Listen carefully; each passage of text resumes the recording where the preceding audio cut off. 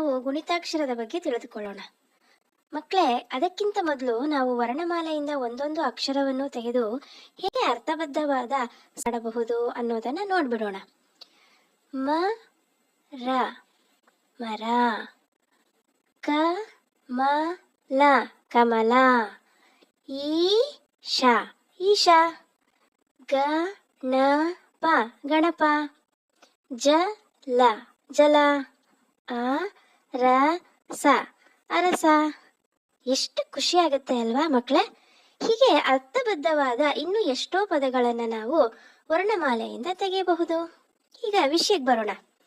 ನಾವು ಮಾತನಾಡುವಾಗ ಕೇವಲ ಸರಳ ಪದಗಳನ್ನಷ್ಟೇ ಬಳಸದೆ ಗುಣಿತಾಕ್ಷರದ ಬಳಕೆಯೊಂದಿಗೆ ಮಾತನಾಡುತ್ತೇವೆ.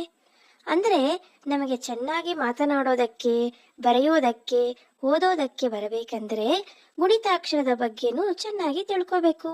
ಬನ್ನಿ ಗುಣಿತಾಕ್ಷರದ ಬಗ್ಗೆ ತಿಳಿಯೋಣ. ಗುಣಿತಾಕ್ಷರ ಎಂದರೇನು? ವ್ಯಂಜನಕ್ಕೆ ಸ್ವರ ಸೇರಿದಾಗ ಗುಣಿತಾಕ್ಷರವಾಗುವುದು. ಈ ಗುಣಿತಾಕ್ಷರದ ಚಿಹ್ನೆಗಳ ಬಗ್ಗೆ ಮೊದಲು ತಿಳಿಯೋಣ. ಬಹಳ ಸುಲಭ ಮಕ್ಕಳೇ. ಆ ಇಂದ ಅಹದವರೆಗಿನ ಸ್ವರಗಳನ್ನೇ ಚಿಹ್ನೆಗಳಾಗಿ ಮಾರ್ಪಾಟು ಮಾಡಿ ವ್ಯಂಜನಕ್ಕೆ ಸೇರಿಸಿದರಾಯಿತು.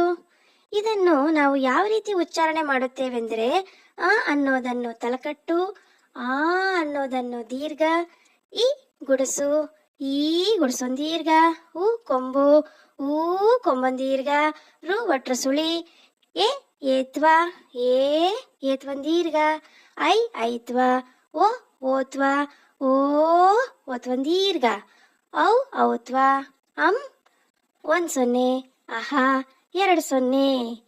ಈ ರೀತಿಯಾಗಿ ನಾವು ಎಲ್ಲ ಚಿಹ್ನೆಗಳಿಗೆ ಯಾವುದೇ ವ್ಯಂಜನ ಸೇರಿಸಿದ್ರೂ ಗುಣಿತಾಕ್ಷರವಾಗುವುದು. ಮುಂದೆ ಒಂದು ಉದಾಹರಣೆಯಾಗಿ ಕಾಗುಣಿತಾಕ್ಷರವನ್ನು ನೋಡೋಣ. ಕ ಪ್ಲಸ್ ಅ ಕ, ಕ ಪ್ಲಸ್ ಅ ಕ, ಕ ಪ್ಲಸ್ ಇ ಕಿ, ಕ ಪ್ಲಸ್ ಇ ಕಿ, ಕ ಪ್ಲಸ್ ಉ ಕು, ಕ ಪ್ಲಸ್ ಉ ಕು, ಕ ಪ್ಲಸ್ ರು ಕ್ರು, ಕ ಪ್ಲಸ್ ಎ ಕೆ, ಕ ಪ್ಲಸ್ ಎ ಕೆ, ಕ ಪ್ಲಸ್ ಐ ಕೈ, ಕ ಪ್ಲಸ್ ಓ ಕೋ, ಕ ಪ್ಲಸ್ ಓ ಕೋ, ಕ ಪ್ಲಸ್ ಔ ಕೌ, ಕ ಪ್ಲಸ್ ಕಂ, ಕ ಪ್ಲಸ್ ಅಹ ಕಹ. ಅದನ್ನ ನಾವು ಈ ರೀತಿಯಾಗಿಯೂ ಹೇಳಬಹುದು ಮಕ್ಕಳೇ. ಕ ತಲಕಟ್ಟು ಕ, ಕ ದೀರ್ಘ ಕ, ಕ ಗುಡಸು ಕಿ, ಕ ಗುಡಸೊಂದು ದೀರ್ಘ ಕೀ, ಕ ಕೊಂಬು ಕು, ಕ ಕೊಂಬೊಂದು ದೀರ್ಘ ಕು, ಕ ಕೊಟ್ರು ಸಳಿ ಕೃ, ಕ ಕೇತ್ವ ಕೆ, ಕ ಕೇತ್ವೊಂದು ದೀರ್ಘ ಕೇ, ಕ ಕೈತ್ವ ಕೈ, ಕ ಕೋತ್ವ ಕೋ, ಕ ಕೋತ್ವಂದು ದೀರ್ಘ ಕೋ, ಕ ಕೌತ್ವ ಕೌ, ಕಾಗೊಂದು ಸೊನ್ನೆ ಕಂ, ಕಾಗೆರಡು ಸೊನ್ನೆ ಕಹ. ಈ ರೀತಿಯಾಗಿ ಕ ಇಂದ ಳವರೆಗಿನ ಎಲ್ಲ ವ್ಯಂಜನಗಳಿಗೂ ಈ ಚಿಹ್ನೆಗಳನ್ನು ಬಳಸಿದಾಗ ಗುಣಿತಾಕ್ಷರ ತಯಾರಿಯಾಗುತ್ತದೆ. ಗುಣಿತಾಕ್ಷರ ಸೇರಿದ ಅಕ್ಷರದಿಂದ ಹೇಗೆ ಪದಗಳು ತಯಾರಿಯಾಗುತ್ತವೆ ಎಂಬುದನ್ನು ಈಗ ನೋಡೋಣ.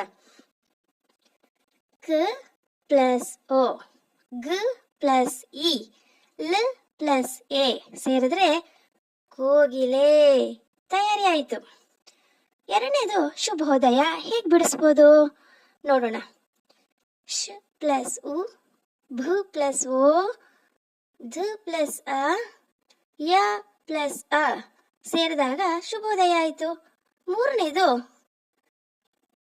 ಸ ಪ್ಲಸ್ ಉ ಪ್ಲಸ್ ಪ್ಲಸ್ ದ ಪ್ಲಸ್ ಅ ಪ್ಲಸ್ ರ ಪ್ಲಸ್ ಅ ಏನಾಯ್ತು?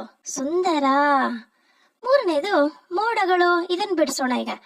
ಮ ಪ್ಲಸ್ ಓ ಪ್ಲಸ್ ಡ ಪ್ಲಸ್ ಅ ಪ್ಲಸ್ ಗ ಪ್ಲಸ್ ಅ ಪ್ಲಸ್ ಳು ಪ್ಲಸ್ ಉ, ಮೋಡಗಳು ಅಂತ ಆಯ್ತು. ಇನ್ನು ಐದನೇದು ನೋಡಿ, ಏನಿದೆ ಅದು? ಕ ಪ್ಲಸ್ ಐ ಪ್ಲಸ್ ಕ ಪ್ಲಸ್ ಎ ಪ್ಲಸ್ ಯ ಪ್ಲಸ್ ಇ, ಏನಾಯ್ತು? ಕೈ ಕೆ ಇ.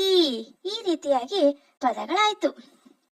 ಹೀಗೆ ನಾವು ಪದಗಳ ಉಚ್ಚಾರಣೆಯನ್ನು ಸರಿಯಾಗಿ ಗ್ರಹಿಸಿ ಬಳಸಿದಾಗ ತಪ್ಪಿಲ್ಲದೆ ಬರೆಯಲೂಬಹುದು, ಓದಲೂಬಹುದು, ಮಾತನಾಡಲೂಬಹುದು. ಧನ್ಯವಾದಗಳು.